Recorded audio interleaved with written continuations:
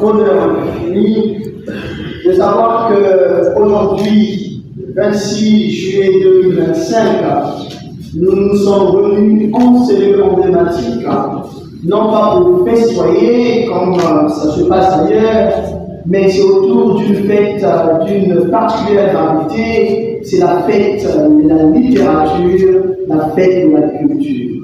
Vous comprenez que mon bonheur est aussi immense que le ciel.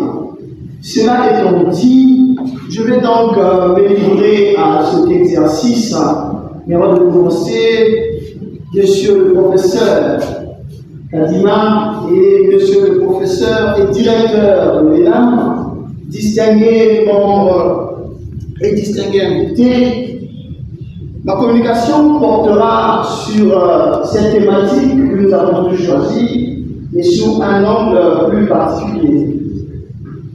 Il y aura donc trois étapes, une partie introductive et le développement, et enfin nous aurons une petite conclusion comme une forme de série sur le gâteau.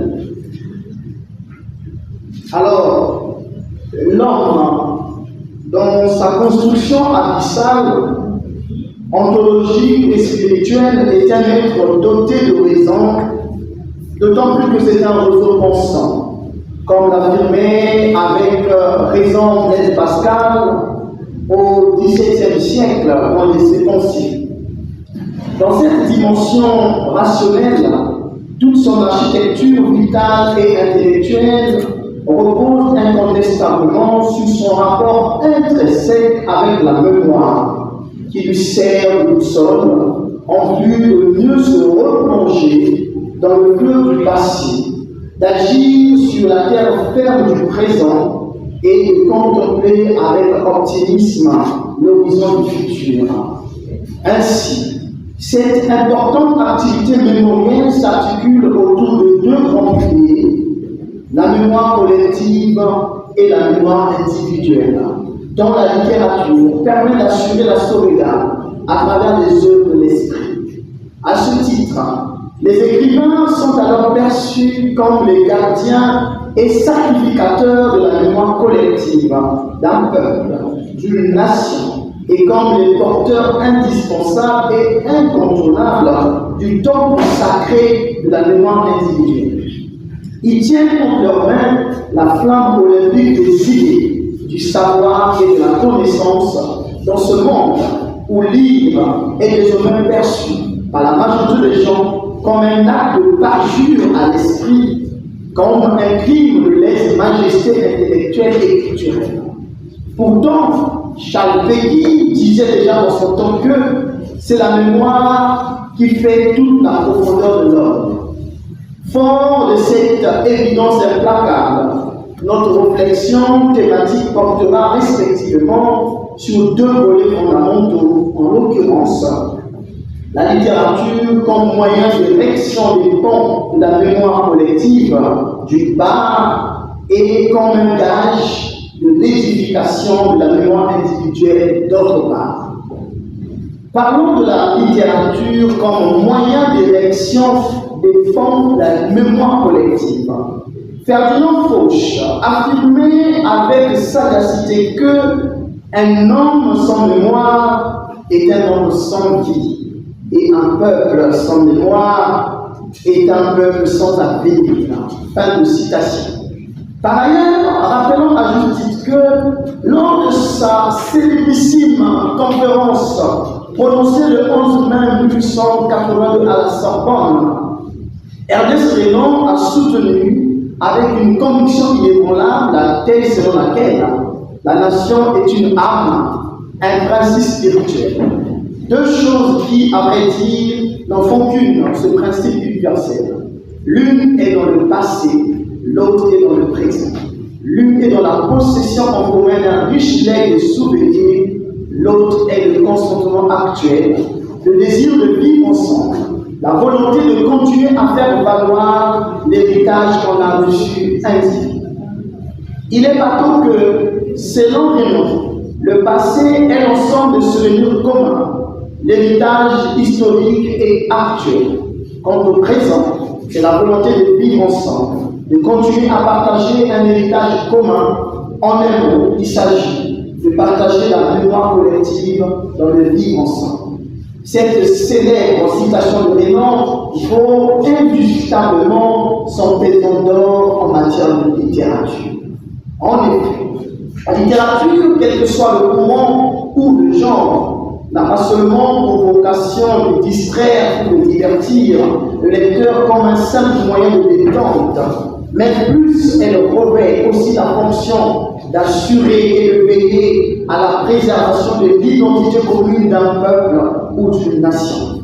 Cette double fonctionnalité de la préservation identitaire est un devoir naturel de conscience qui invite généralement les auteurs à interroger et à révisiter, dans un subtil jeu merveilleux d'imagination et de sagesse, le passé commun par l'entremise de leurs œuvres, et ce quel que soit le genre, roman, nouvelle, poésie, théâtre, essai.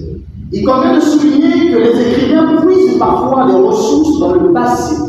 En agissant ainsi, la littérature se donne alors à lire comme la base de notre identité commune et parfois le corollaire de la mémoire collective.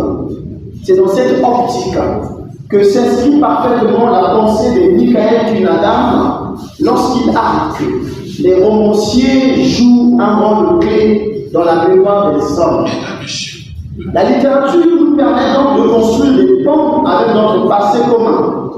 À titre d'illustration, la richesse culturelle de la génération actuelle n'est pas seulement un jardin constitué de plantes cognitives du temps présent, mais elle puise et doit même puiser ses racines ou potentialités dans les faits saillants de notre nature historique, de notre tissu tradico-culturel.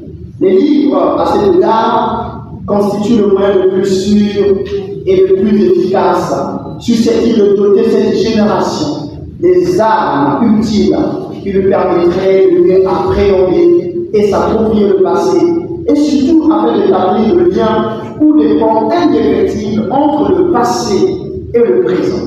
Un proverbe africain nous rappelle avec raison cet enseignement. Celui qui ne sait pas d'où il vient ne saura où il va. Et Maurice Pradine, dans un traité de psychologie générale, renchérit que la mémoire est une reconstruction du passé par l'intelligence. Nonobstant le passé, la littérature est aussi un garde de mémoire indispensable du présent. Les écrivains contemporains sont investis de la mission sacro-sainte de brosser la peinture des problèmes sociaux au quotidien, de parler des choses qui aiguisent notre intérêt social en tant qu'être humain ou en tant que citoyen. Ils ne sont pas toujours déconnectés de la réalité tangible, comme on le pense parfois à tort, mais en découvrant tel fait, ils plongent résolument, comme des Prométhées des temps modernes, leur regard méditatif ou leur plume diversifiée dans l'ombre indélébile de la vie quotidienne. Cette vision des choses prométhéennes et non icariennes rejoint incontestablement la pensée de Jean-Paul Sartre, qui considère que la littérature est fille de son temps, car il ne faut pas occulter le fait que selon son art, le roman est un miroir que l'on promène tout le long du chemin. D'ailleurs, la préservation des acquis est un devoir de l'écrivain.